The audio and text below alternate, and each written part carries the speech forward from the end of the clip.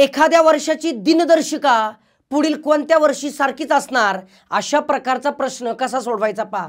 प्रश्न असा आहे 2012 या वर्षाची दिनदर्शिका पुढीलपैकी कोणत्या वर्षाच्या दिनदर्शिकेसारखीच असेल। तर तुम्हाला हा जो फॅक्च्युअल डेटा आहे तो तुम्हाला माहीतच पाहिजे। जर लीप वर्ष असेल तर 28 ॲड करा, म्हणजे 28 वर्षांनी 30 दिनदर्शिके येणार। लीप वर्षानंतर जर पहिलं वर्ष असेल तर 6 वर्षांनी येणार।